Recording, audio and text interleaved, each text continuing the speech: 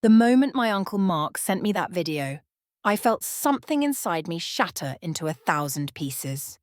It was a Tuesday evening, and I was sitting in my apartment in Seattle, still wearing my work clothes, when my phone buzzed with his message. I almost didn't open it, thinking it was just another funny meme or family photo, but something about his text made me pause. "Sarah, you need to see this. I'm so sorry." My hands trembled as I clicked play, and there they were. My mother, my father, and my brother Michael, sitting around our family's dining table in our childhood home in Denver. The same table where we'd shared countless holiday meals, birthday celebrations, and Sunday dinners. The same table where my mother had helped me with my homework and my father had taught me to balance a checkbook. But this time, they weren't sharing fond memories or planning a family gathering. They were talking about me, and every word cut deeper than the last. "Sarah only helps because she feels guilty," my mother said, her voice carrying that familiar tone of disappointment I'd grown so accustomed to over the years. "After everything we've sacrificed for her, paying a little toward the mortgage is literally the least she could do. She acts like she's some kind of saint, but we all know the truth. She owes us everything." My brother Michael laughed, that cruel sound I remembered from our teenage years when he'd mock me for studying too hard or caring too much about my grades. "Yeah, and she thinks we should be grateful. What a joke. She makes all that money at her fancy tech company and throws us scraps. Some daughter she turned out to be." But it was my father's response that truly broke my heart. The man who had once carried me on his shoulders, who had cheered the loudest at my college graduation, simply nodded and added, "We should have pushed her harder to take over the family business instead of letting her run off to play with computers. At least then she'd be useful." The video was clearly taken without their knowledge. I could see my uncle's reflection in the kitchen window, his phone held low, capturing their casual cruelty. The timestamp showed it was from last Sunday, right after I'd left their house, following what I thought had been a pleasant family dinner. I'd brought dessert, helped with dishes, and listened patiently to my mother's complaints about the neighbours. All the while, they'd been waiting for me to leave so they could tear me apart. I watched the video 3 times, each viewing revealing new details that made my chest tighten. The way my mother rolled her eyes when she mentioned my name. The way my father chuckled at Michael's jokes about my worthlessness. The way they all seemed so comfortable, so practiced in their disdain for me. This wasn't a one-time venting session, this was routine. For the past 4 years, I'd been secretly paying the majority of their mortgage through an LLC I'd set up called Midwest Family Holdings. They thought they were dealing with a mortgage servicing company, never bothering to look closely at the paperwork or question why their payments had suddenly become so manageable. Every month, they'd send their small contribution, thinking they were handling their finances responsibly, while I covered the remaining 75%. Over $200,000 of my hard-earned money had gone into keeping them comfortable in that 4-bedroom house. And this was how they talked about me when I wasn't around. I set my phone down with shaking hands and walked to my home office. The walls were lined with photos from my childhood, family vacations, graduations, and celebrations. In every picture, we were smiling, looking like the perfect American family. But now I saw those smiles differently. Were they thinking these cruel thoughts even then? When my mother hugged me at my college graduation, was she calculating what I owed them? When my father taught me to drive, was he keeping a mental tally of every lesson, every moment of guidance, storing it all up as debt to be collected later? My laptop sat open on my desk, and I pulled up the spreadsheets I'd meticulously maintained for the past 4 years. Every payment made through Midwest Family Holdings was documented. Every transfer recorded. $243,617. That's what I'd invested in keeping my family in their home, in maintaining their dignity when the economy crashed and my father's construction business faltered. I remembered the day I decided to help them. I was 28, had just received a substantial promotion at the software company where I worked, and my mother had called me crying. "Your father's too proud to ask," she'd said through her tears, "but we're 3 months behind on the mortgage. We're going to lose the house, Sarah. The house where you grew up." I couldn't bear the thought of them losing everything, so I'd met with my financial advisor, Jessica, to find a solution. Jessica had been the one to suggest the LLC structure. This way, you protect yourself legally while helping them maintain their dignity, she'd explained. They'll think they're dealing with a mortgage company that's worked out a modification. You can supplement their payments without them knowing. It keeps the relationship clean. At the time, it had seemed like the perfect solution. I could help my family without dealing with my father's pride or my mother's tendency to become demanding when she knew money was available. They could maintain their independence while I quietly ensured they kept their home. What I hadn't anticipated was that they'd spend those 4 years resenting me for not doing more, mocking me behind my back for what they saw as my paltry contributions. My uncle's message came through as I stared at the numbers. "I'm so sorry you had to see that, Sarah. I couldn't stand by and watch anymore. They've been talking like this for months, maybe years. Every family gathering, after you leave, it's the same thing. You deserve to know the truth about how they really see you." I typed back a simple response. "Thank you for showing me." "How long has this been going on?" His reply came quickly. "Honestly, as long as I can remember. But it's gotten worse since you started helping with the mortgage. They seem to think you owe them more. Your aunt and I have tried to defend you, but they won't hear it. We've actually stopped going to some family events because we can't stand listening to it anymore." The next payment to Midwest Family Holdings was due in 2 weeks. For 4 years, I'd never missed a payment, never been late, never let them down. But now, staring at those numbers, at the proof of my dedication and their deception, I knew exactly what I needed to do. I picked up my phone and called Jessica. "I need to understand my options with the purchase clause," I said when she answered. "I had a feeling this call might come eventually," she replied, not sounding surprised at all. "What's happened?" I gave her a brief summary, and I could hear her sharp intake of breath. "Oh, Sarah, I'm so sorry. But yes, you do have options. Remember that clause we included? If they miss a payment, Midwest Family Holdings can exercise the purchase option immediately. The house would become yours outright, and they would become month-to-month tenants. You'd be their landlord with all the rights that entails." A plan began forming in my mind as she spoke. And if they couldn't make rent, standard eviction procedures would apply. Colorado law gives you specific guidelines to follow, but yes, you could require them to vacate if they failed to pay rent. I thought about all the family dinners where they'd made subtle digs about my lifestyle choices. The comments about how I was too focused on my career, how I should be married by now, how I was selfish for not giving them grandchildren yet. All those years I'd brushed off their criticism, telling myself they just wanted what was best for me. But now I understood the truth. They didn't see me as a daughter or a sister.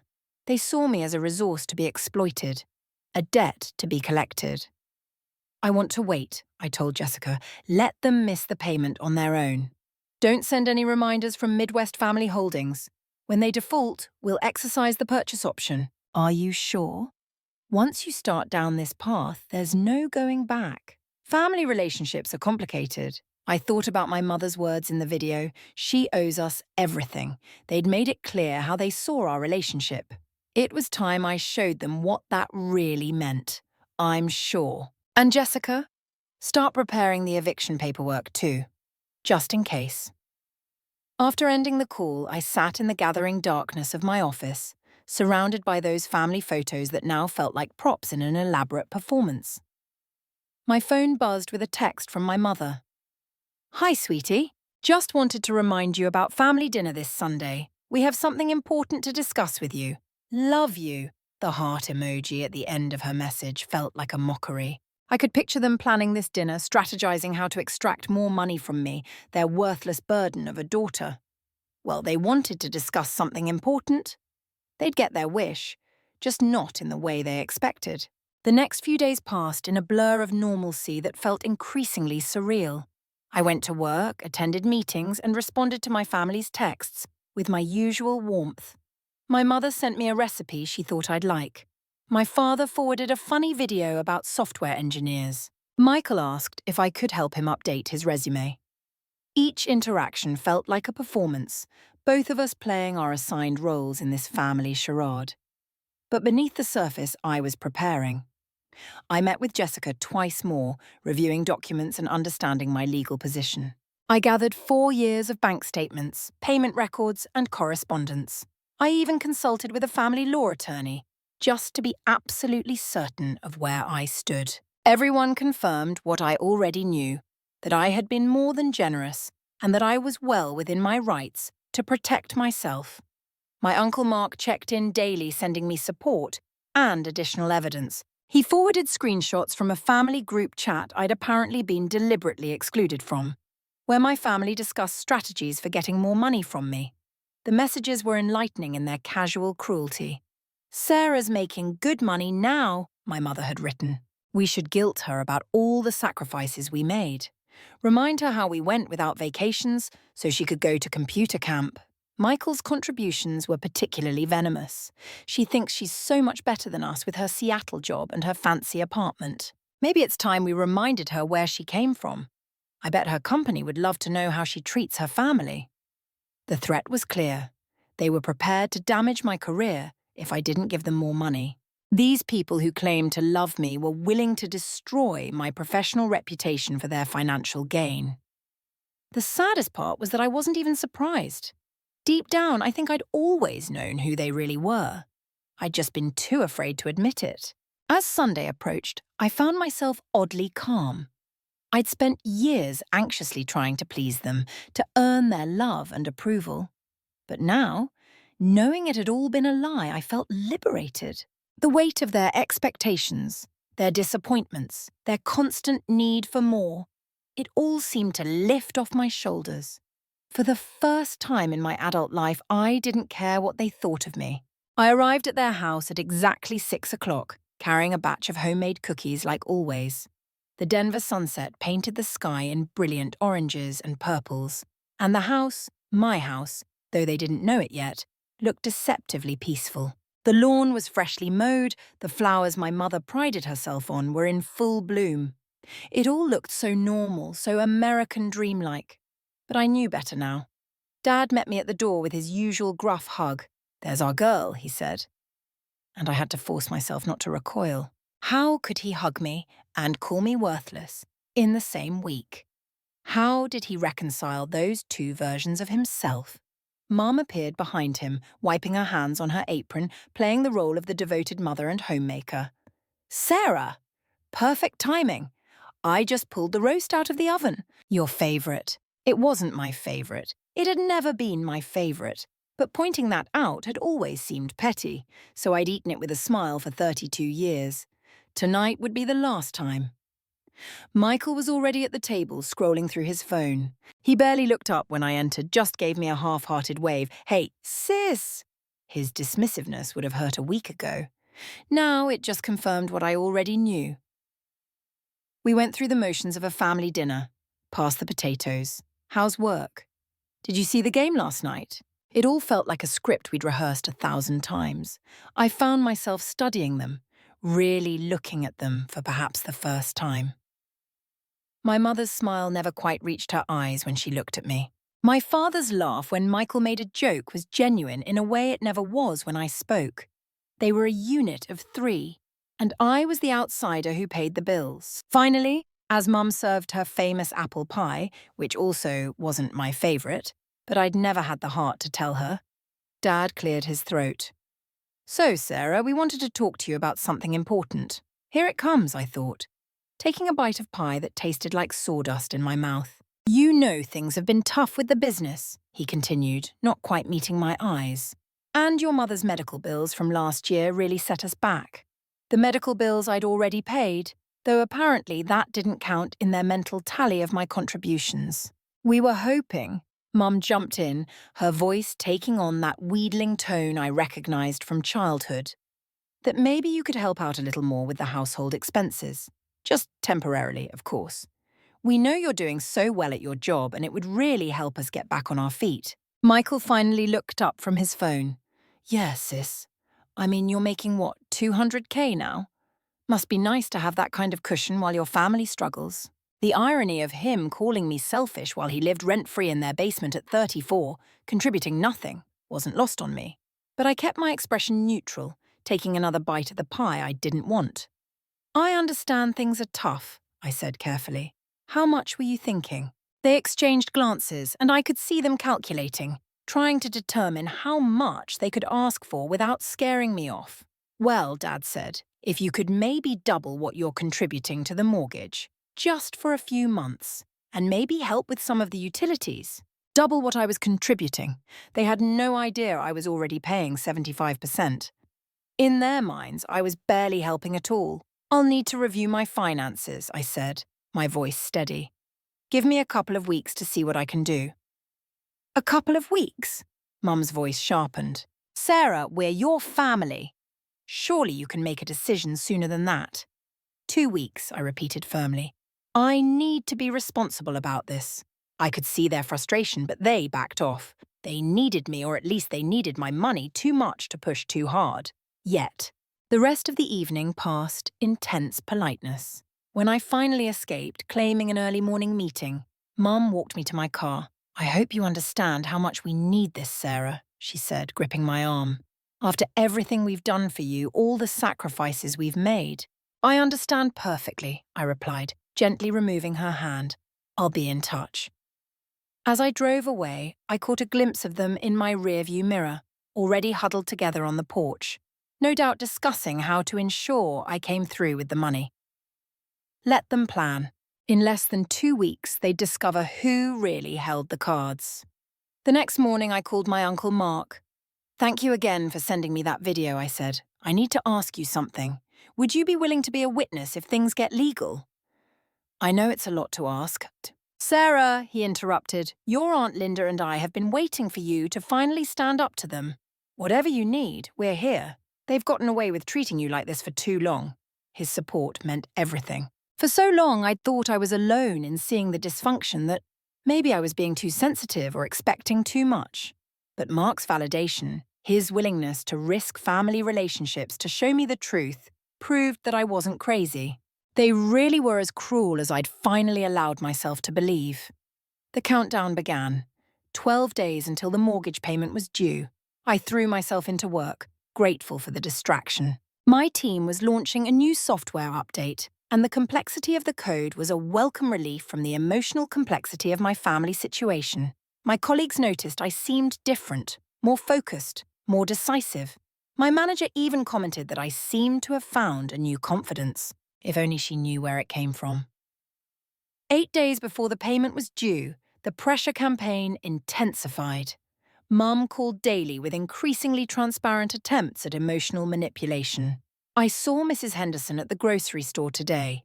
She asked about you." I was so embarrassed to tell her my successful daughter doesn't even help her struggling parents. The guilt trips that had once been so effective now just strengthened my resolve. Michael tried a different approach, texting me links to articles about family obligation and elderly parent care. One particularly tone-deaf article was titled "Why Successful Children Owe Everything to Their Parents." I almost laughed at the obviousness of it all. They weren't even trying to be subtle anymore. 5 days before the deadline, Dad called me at work, something he never did. "Sarah, I'm not going to beat around the bush. We need your answer about the money. Your mother is worried sick." "Dad, I'm in the middle of a project deadline. Can we discuss this later?" "There's nothing to discuss. You either help your family or you don't. What kind of daughter makes her parents beg?" The kind whose parents call her a worthless burden when they think she can't hear, I thought, but didn't say. "I'll have an answer for you soon, Dad. I have to go." I hung up before he could respond, my hands steady despite the adrenaline coursing through my veins. Jessica texted me that afternoon. "Everything is prepared on our end. The moment they miss the payment, we can move forward." 3 days before the payment was due, I received an email that made my blood run cold. Michael had sent it from a new address I didn't recognize. The subject line read, "Things to consider." Inside was a draft of a letter addressed to my company's HR department, alleging that I had been using company resources for personal financial gain and suggesting they investigate my suspicious wealth. The threat was clear. "Give us money or we'll try to destroy your career." I forwarded it immediately to my attorney and to Jessica. Then I called my Uncle Mark. "They're trying to blackmail me," I said, my voice remarkably calm considering the rage burning in my chest. "That sounds like them," he replied with a heavy sigh. "Did you keep the evidence?" "Everything. The email, the headers, all of it." "Good. Sarah, I need to tell you something. This isn't the first time they've done this. They tried something similar with your cousin Emma when she wouldn't lend them money for Michael's failed business venture, and with your aunt's brother when he inherited some money. They're practiced at this." The final piece of the puzzle clicked into place. This wasn't just about me.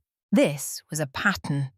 A well-worn strategy they deployed against anyone they thought they could exploit. I wasn't a daughter to them. I was just another Mark. 2 days before the payment was due, I did something I hadn't planned. I drove past their house at night, parking across the street. The lights were on in the dining room. And through the window, I could see them sitting around that same table. Were they talking about me again? Planning their next move, or were they confident that their blackmail would work, that I'd cave like I always had before? As I sat in my car, I thought about all the times I'd driven up to this house with excitement, looking forward to seeing my family. Christmas mornings, summer barbecues, birthday celebrations. This house had been the center of my world for so long. But now I saw it for what it really was, a stage where we all performed our assigned roles. Well, I was done acting.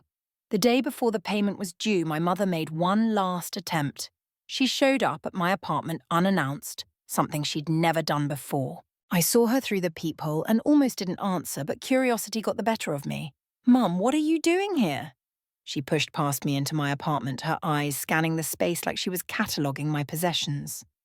"Nice place," she said, her tone accusatory. "Must be expensive." "Mum, why are you here?" She turned to face me, and for a moment, I saw something almost like desperation in her eyes. "Sarah, please, I'm your mother.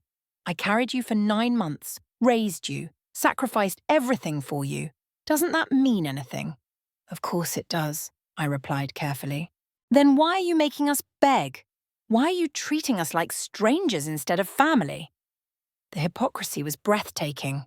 They were the ones who'd created a secret group chat to mock me. They were the ones who'd called me worthless. They were the ones threatening my career. But somehow, I was the villain in their narrative. "I've said I need time to review my finances. That's all I can tell you right now." Her face hardened. "I saw that email Michael drafted. We don't want to send it, Sarah, but if you force our hand, a family shouldn't have secrets from each other.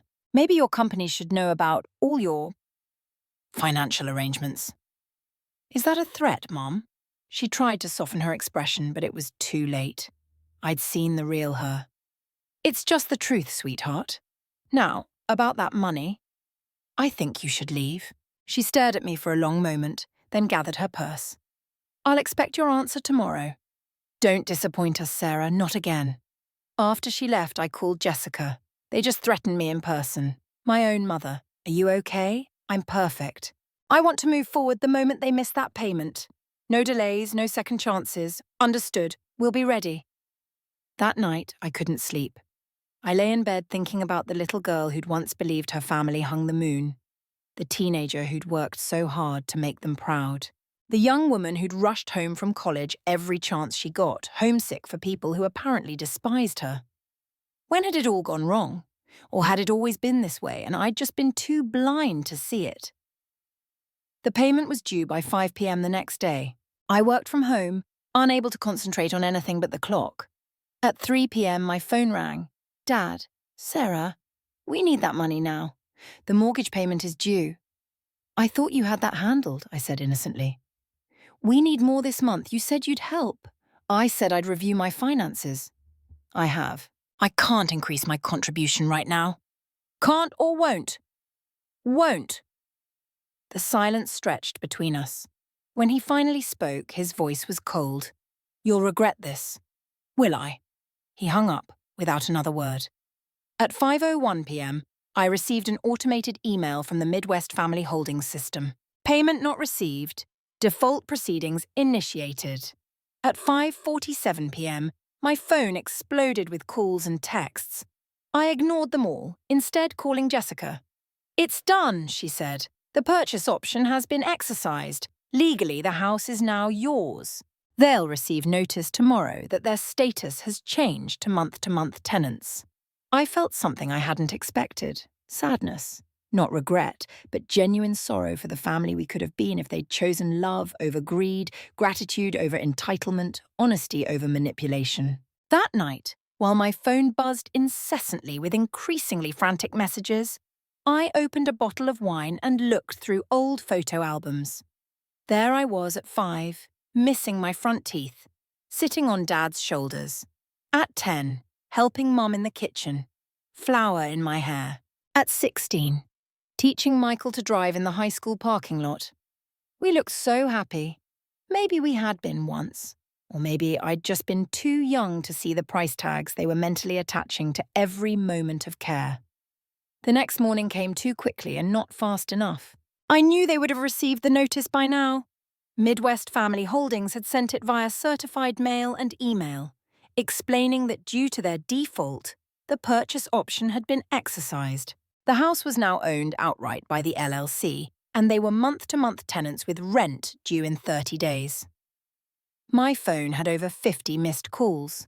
The voicemails started confused, became angry, and ended in pure rage. I didn't listen to them all, but I saved them. Evidence, my attorney had advised. Document everything. Finally at noon, I answered my mother's call. "Sarah, what is this?" Her voice was shrill. "What is Midwest Family Holdings? What have you done?" "Midwest Family Holdings is my LLC, Mum. I've been paying 75% of your mortgage for 4 years, through it. You've been paying me, not a bank." The silence was deafening. When she finally spoke, her voice was deadly quiet. "You've been lying to us?" I almost laughed at the irony. "I've been helping you." "Secretly, yes, but only because I knew Dad's pride couldn't handle it. I've paid over $240,000 to keep you in that house. And now you're stealing it from us. I'm not stealing anything. You defaulted on a payment to your mortgage holder. The mortgage holder exercised a legal option in the contract your father signed. If you'd like to continue living there, rent is due on the 1st of next month. $3,000. $3,000? We can't afford that. Then I suggest you start looking for somewhere else to live. Colorado law requires 30 days' notice for month-to-month tenants. Consider this your notice if you can't make rent. You can't do this? We're your family. Are we? Because I have a video of you all sitting around your kitchen table calling me a worthless burden. I have screenshots of messages plotting to extort money from me. I have an email from Michael threatening my career if I don't give you cash. Is that what family does? Her sharp intake of breath told me everything. She knew exactly what I was talking about. How did you... Uncle Mark. He thought I deserved to know what my family really thought of me. That bastard. He had no right. He had every right. He's the only one in this family who actually cared about me as a person instead of a bank account. Sarah, please, we didn't mean those things. We were just frustrated. Save it, Mom. I've made my decision. Pay rent or move out. Those are your options. I hung up and immediately blocked her number. Then Dad's, then Michael's. The relief was immediate and overwhelming. For the first time in my life, I didn't have to manage their emotions, meet their expectations, or fund their lifestyle. Jessica called an hour later. They've been calling the office non-stop. We're not engaging, just directing them to review their tenant agreement. Thank you. What happens next? We wait. If they don't pay rent by the 1st, we start eviction proceedings. Given the documentation we have of their threats and attempted extortion, I don't anticipate any problems. Over the next week, they tried everything. They showed up at my apartment building, but the security I'd warned wouldn't let them up. They called my office, but HR had been briefed on the situation and wouldn't put them through. They sent flying monkeys, relatives, and family friends who suddenly reached out to reconnect, all with the same message. Family forgives. Family helps each other. Family doesn't do this to family. My Uncle Mark and Aunt Linda were my rocks during this time. They came over for dinner, bringing wine and support. "You're doing the right thing," Linda assured me. They've been toxic for years. We've watched them destroy relationship after relationship with their greed and entitlement. We're just glad you finally see it too. Do you think I'm being too harsh? I asked, needing reassurance. Mark shook his head firmly.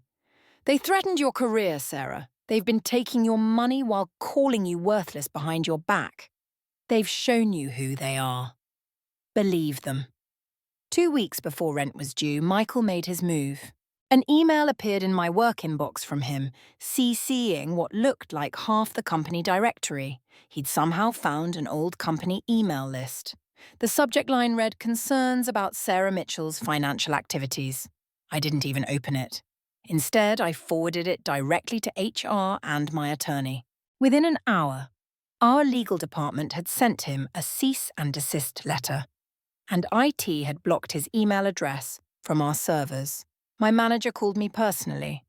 "Sarah, I want you to know we take threats against our employees seriously. Legal is handling this, but I need to ask, are you safe?" I assured her I was and gave her a brief overview of the situation. Her response was immediate and supportive. "Take whatever time you need. And if they show up here, we'll have them arrested for trespassing. No one threatens my team." The attempted sabotage backfired spectacularly. Not only did it fail to damage my reputation, but it created a paper trail of harassment that would prove useful later. My attorney was practically gleeful. They just made our case for us. No judge is going to side with tenants who try to destroy their landlord's career. 1 week before rent was due, my father tried a different approach. He sent a registered letter, formally written, almost certainly drafted with help from whatever budget lawyer they'd found. "Dear Sarah," it began, "we are writing to appeal to your sense of family duty and obligation. As parents who sacrificed countless opportunities for your benefit, who provided you with a stable home, education, and support throughout your formative years, we believe we have earned better treatment than this cold, calculated betrayal." The letter went on for 3 pages, detailing every sacrifice they'd ever made, every dollar spent on my upbringing, every opportunity they'd given me. It was a comprehensive invoice for my childhood, presented as an emotional appeal. The conclusion was particularly telling. "We calculate that the investment we made in your upbringing, adjusted for inflation and reasonable interest, far exceeds any mortgage assistance you may have provided. We demand that you immediately return ownership of our family home and provide additional compensation for the emotional distress you have caused." I showed it to my attorney, who actually laughed. "They're trying to bill you for raising you. That's a new one. File this with the rest. If they pursue this logic in court, they'll be laughed out of the room." 3 days before rent was due, the flying monkeys intensified their efforts. My phone rang with unknown numbers. Texts came from relatives I hadn't heard from in years. Even a few of my high school friends reached out, all with variations of the same message. But the one that surprised me most was from my godmother, Aunt Patricia, my mother's sister. "Sarah, honey, I know we haven't talked in years, but I heard what's happening with your parents. Can we meet for coffee? Just the 2 of us?" Something in her tone made me agree. We met at a small cafe downtown, and I was shocked by how much older she looked. The years hadn't been kind, but her eyes were still sharp and knowing. "I'm not here to plead their case," she said as soon as we sat down. "I'm here to tell you I'm proud of you." I nearly spilled my coffee. "What?" She smiled sadly. "Your mother and I haven't spoken in 5 years. Want to know why? Because I wouldn't give her money. She'd already borrowed $30,000 for Michael's business and never paid it back. When I said no to more, she cut me off completely, told the whole family I was selfish and cruel. I had no idea. Of course you didn't. They're very good at controlling the narrative. Sarah, your parents have been like this their whole lives. Even as kids, your mother thought the world owed her something special. She married your father because she thought his business would make them rich. When it didn't, she turned that disappointment into a weapon against anyone who had what she wanted. But why me? I'm their daughter." Patricia reached across the table and squeezed my hand. "Because you succeeded where they failed. You built a life they couldn't control or take credit for. And that, to them, is the ultimate betrayal." We talked for 2 hours. She told me stories about my mother's past behavior, Patterns I recognized but had never connected. The relatives who'd been cut off for not giving enough. The friends who'd distanced themselves after being used one too many times. The trail of broken relationships that followed my parents wherever they went. "Don't let them guilt you, Sarah," she said as we parted. "You've done more for them than anyone could reasonably expect. Whatever happens next, hold your head high." The day before rent was due, they made one final attempt at reconciliation, or what they considered reconciliation. A package arrived at my apartment requiring signature. Inside was a photo album I recognized, one from my childhood, along with a letter in my mother's handwriting. "Sarah, look at these pictures. Look at how happy we all were. Look at your father teaching you to ride a bike. Look at me staying up all night when you were sick. Look at Michael sharing his Halloween candy with you. This is who we are. This is who you're destroying. Please come home. Let's work this out as a family. All is forgiven. All is forgiven." As if I was the one who needed forgiveness. As if their cruelty, their threats, their attempted extortion were things I had driven them to. The manipulation was breathtaking in its audacity. I looked through the album, seeing those moments differently now. Yes, Dad had taught me to ride a bike, and then held it over me for years. Yes, Mum had stayed up when I was sick and added it to my emotional tab. Yes, Michael had shared his candy, probably on Mum's orders. And I'd been expected to be grateful for decades. I saved the album, it was mine after all, but I threw away the letter. The time for manipulation had passed. D-Day arrived. Rent was due by 5 p.m. I went about my day normally working on a project that required my full attention, but part of me was counting down the hours, wondering what they would do. Would they pay? Would they call my bluff? Would they show up at my door? At 3 p.m., Jessica called. "They've wired the rent. Full amount, right on time." I was surprised. I didn't expect them to pay. My guess is they consulted a lawyer who told them they didn't have a leg to stand on. Paying buys them time to figure out their next move. What is their next move? Probably to try to guilt you into changing your mind over the next month, or to find a legal loophole. But Sarah, we've been thorough. There aren't any loopholes. That evening, I unblocked my mother's number temporarily to send one text. "Rent payment received. Receipt has been emailed." Then I blocked her again before she could respond. The next few weeks were strangely quiet. No calls, no unexpected visits, no flying monkeys. It was like they'd finally accepted the situation. But I knew my family better than that. They were planning something. The other shoe dropped 2 weeks later when I received a formal letter from their attorney. They were suing me for ownership of the house, claiming I had taken advantage of their financial distress and manipulated them into an unfair agreement. The lawsuit alleged fraud, breach of fiduciary duty, and intentional infliction of emotional distress. I wasn't surprised. In fact, I'd been expecting it. What did surprise me was the discovery that they'd hired an expensive lawyer, someone far beyond what they could afford. Where had they gotten the money?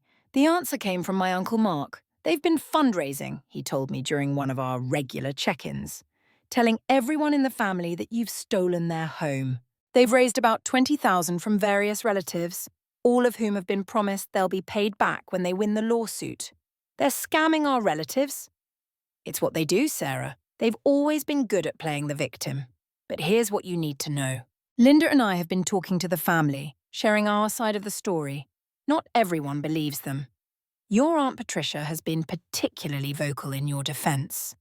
The lawsuit moved forward slowly, as lawsuits do.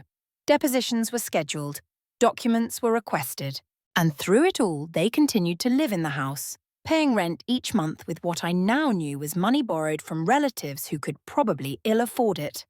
My deposition was scheduled for a Tuesday morning. I dressed carefully, choosing a conservative suit that said responsible adult, not vindictive daughter. My attorney, David, had prepared me well. "Just tell the truth," he'd said. "The facts are on our side." The conference room was sterile and imposing. My parents and Michael sat across from me, their faces masks of righteous indignation. Their attorney, a sharp-looking woman named Ms. Chen, began with seemingly innocuous questions about my childhood and education. Then she moved to the meat of the matter. Ms. Mitchell, why did you hide your ownership of Midwest Family Holdings from your parents? I didn't hide it. The information was clearly stated in all the documentation. My parents chose not to read it carefully. But you knew they wouldn't recognize it as your company, didn't you? I knew my father's pride would prevent him from accepting help directly from me. I structured the assistance in a way that would preserve his dignity while keeping them in their home. She tried angle after angle, attempting to paint me as manipulative and calculating. But every question had a simple answer. I had helped them when they needed it, in the only way they would accept, and they had chosen to default on their obligations while simultaneously threatening my career. The turning point came when David introduced the evidence of their behavior. The video my uncle had taken, the screenshots of messages, the emails threatening my job. Ms. Chen's face grew increasingly grim as she reviewed each piece. Were you aware your clients were calling Ms. Mitchell a worthless burden while accepting her financial assistance? David asked during his cross-examination of my father. We were just venting, he mumbled. Were you aware that your clients attempted to extort additional money from Ms. Mitchell by threatening her career? We didn't. I have the emails, Mr. Mitchell. Would you like me to read them aloud? The deposition ended with my mother in tears, my father red-faced and silent, and Michael glaring at me with undisguised hatred. Their attorney requested a recess to confer with her clients. When they returned, Ms. Chen's demeanour had changed completely. My clients would like to discuss a settlement, she said quietly. David looked at me, eyebrows raised. I shook my head. No settlement. They can continue as tenants or they can move. Those are the only options. Ms. Mitchell, Ms. Chen tried again. Surely you don't want this to go to trial. Think of what it will do to your family relationships. I almost laughed. What family relationships?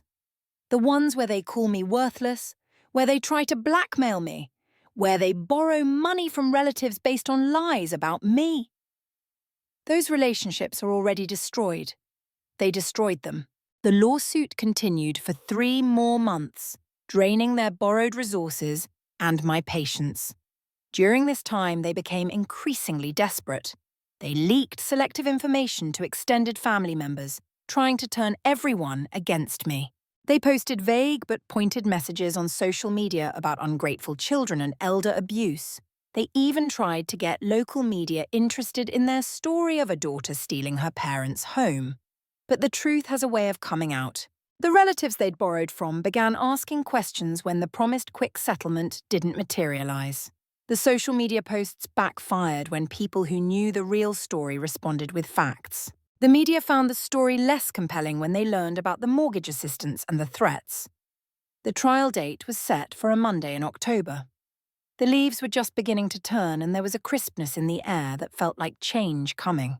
I arrived at the courthouse early, accompanied by David and, to my surprise, a small group of supporters. Uncle Mark and Aunt Linda were there, of course, but so was Aunt Patricia, 2 cousins I hadn't seen in years, and even Mrs. Henderson, our old neighbour who my mother had claimed was so disappointed in me. Don't let them get to you, dear, Mrs. Henderson said, patting my arm. I've known your family for 30 years. I know who's really been helping whom. The trial was mercifully short. The judge, a no-nonsense woman named Judge Martinez, reviewed the evidence with increasing incredulity. She asked pointed questions about the mortgage assistance, the threats, and the clear terms of the agreement my father had signed. The most dramatic moment came when their attorney attempted to argue that I had a fiduciary duty to my parents that I had breached. Judge Martinez actually laughed. Counsel, are you seriously arguing that an adult child who voluntarily provides financial assistance to her parents has a duty to continue that assistance indefinitely, even in the face of threats and harassment? Because if that's your position, I'd like to see the legal precedent, Ms. Chen fumbled through a response, but it was clear she knew her case was doomed. My parents sat at their table looking smaller and older than I'd ever seen them. For a moment, just a moment, I felt a flicker of pity. Then I remembered the video, the threats, the years of manipulation, and the pity faded. Judge Martinez's ruling was swift and decisive.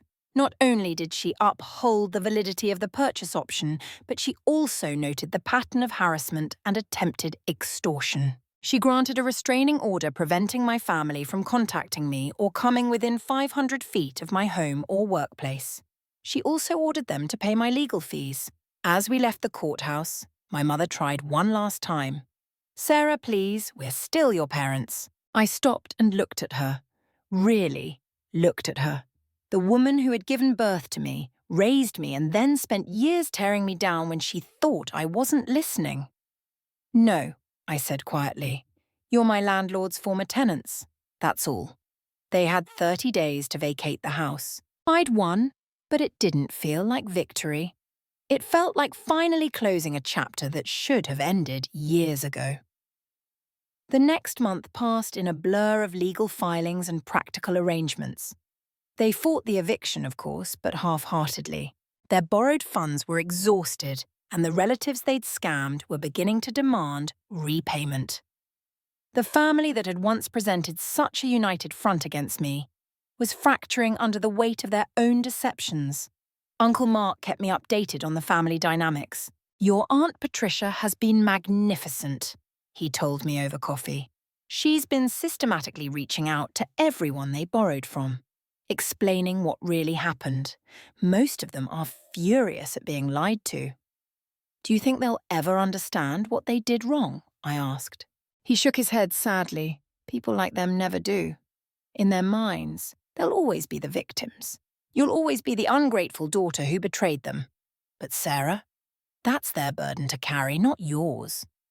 The eviction date arrived on a cloudy Thursday morning. I didn't go to the house, there was no point. But I received updates from the sheriff's office handling the removal. They went quietly in the end, loading their belongings into a rented truck and driving away from the house that had been in our family for 25 years. That evening, I drove to the empty house with my keys. It felt strange walking through rooms that held so many memories, now stripped bare. The kitchen table where they'd called me worthless was gone. The living room where we'd opened Christmas presents was empty. The walls showed pale rectangles where family photos had hung. I walked through each room, remembering and releasing. Here was where Dad taught me to tie my shoes, charging me emotionally for the lesson for decades afterward. There was where Mum had measured my height on my birthdays, keeping score of everything she'd done for me. Michael's room, where he'd planned his schemes and failures, always secure in the knowledge that someone would bail him out. In what had been my childhood room, I found something they'd left behind, probably by accident. It was a small framed photo of the four of us at Disneyland when I was 7. We all looked genuinely happy. I stared at it for a long time, trying to reconcile those smiling faces with the people who had tried to destroy my life for money. I kept the photo, not as a reminder of what we'd had, but as a reminder of what I'd survived. The house sold quickly. The Denver market was hot, and I priced it fairly. The proceeds, after paying off the remaining mortgage and legal fees, came to just over $300,000. I donated half to a charity that helped victims of financial abuse and used the rest to establish a scholarship fund for first-generation college students pursuing careers in technology. The last I heard, my parents had moved into a small apartment across town. Michael had finally gotten a job, though I doubted it would last. They'd burned through most of their extended family with their borrowing and lies. The relatives they'd scammed were still trying to recover their money, with little success. 6 months after the trial, I received a letter forwarded through my attorney. It was from my mother, handwritten on pale blue stationery.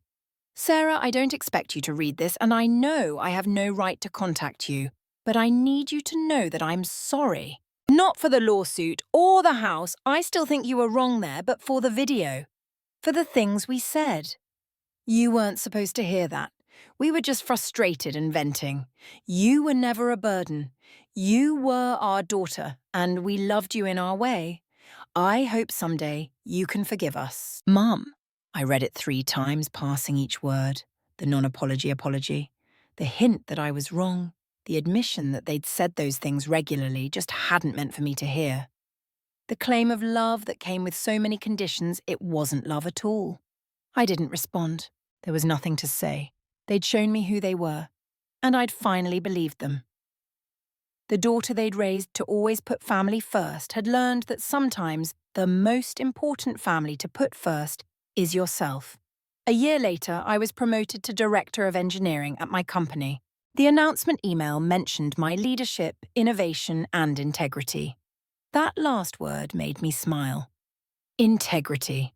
Something my family had accused me of lacking when I'd stopped enabling their dysfunction.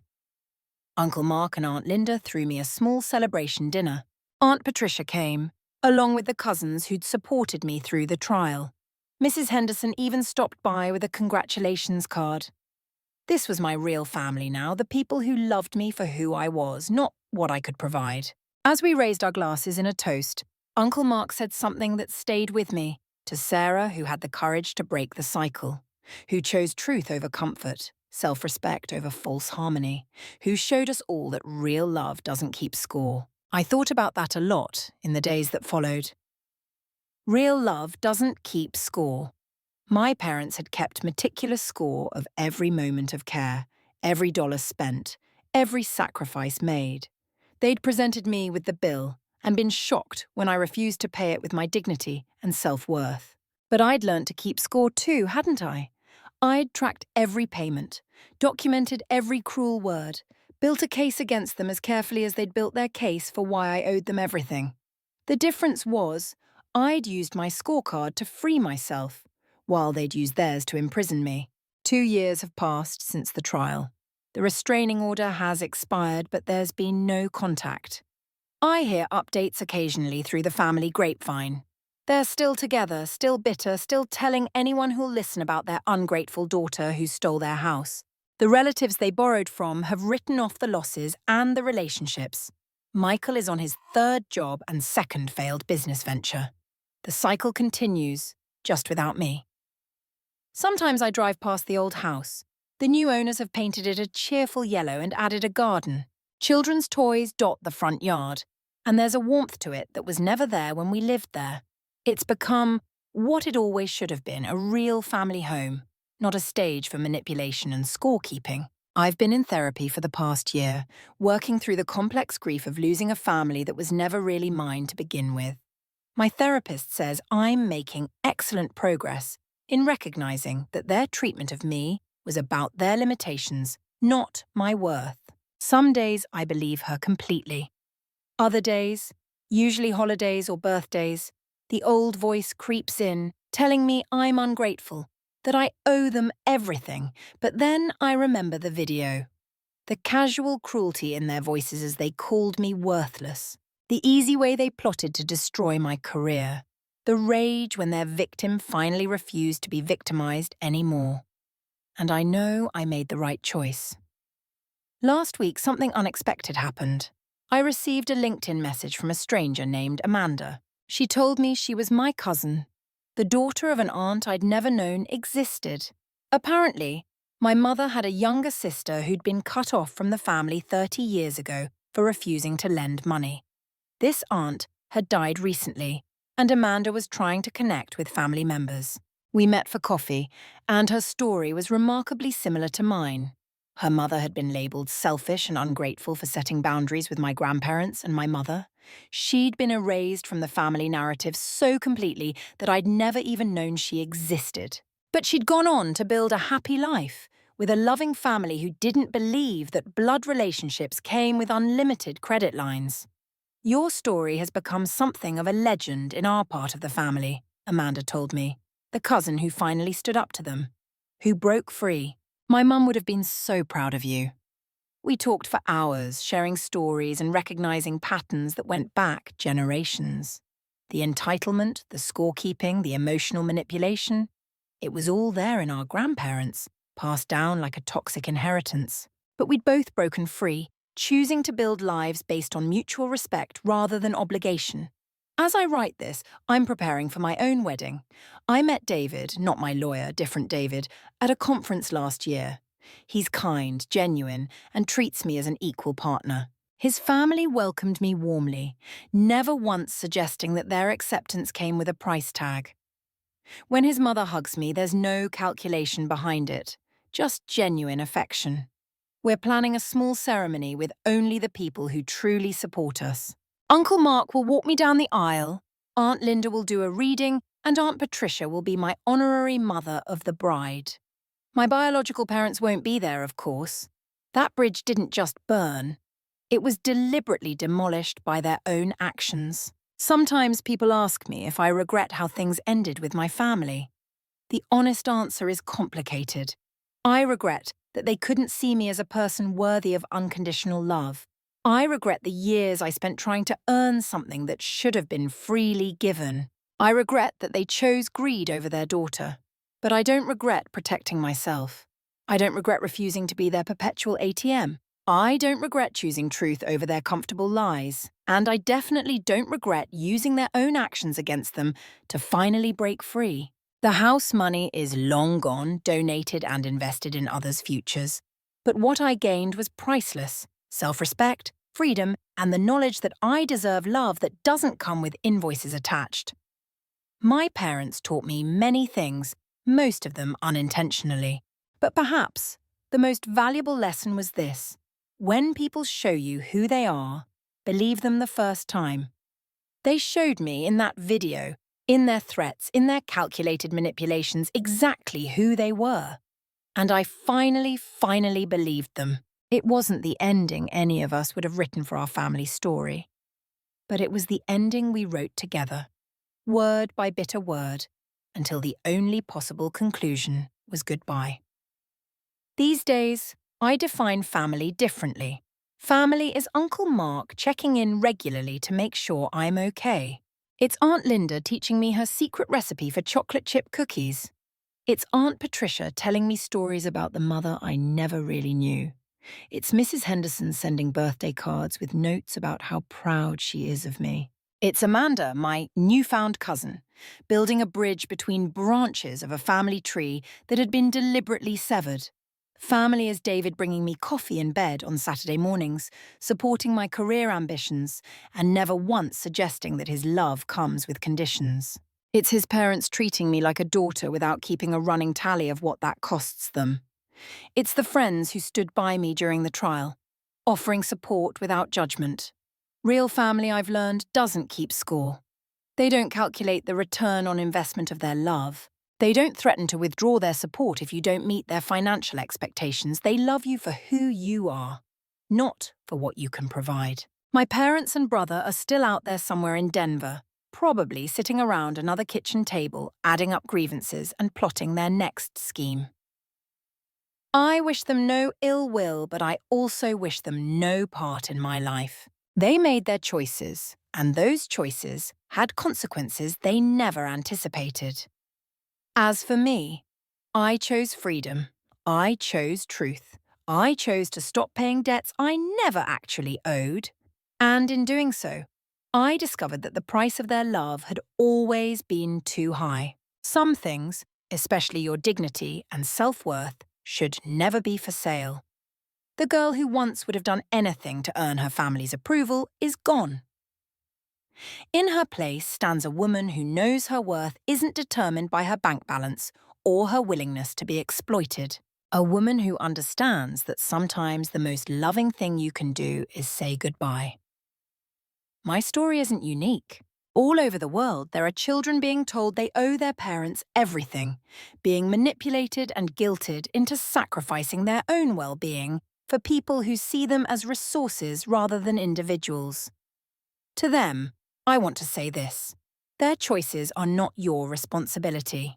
Their love should not come with a price tag, and you have the right to protect yourself, even from family, especially from family. The house in Denver still stands, painted yellow now, filled with the laughter of children whose parents presumably loved them without keeping score.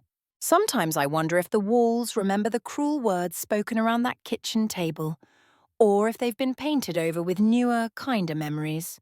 But mostly, I don't think about the house at all.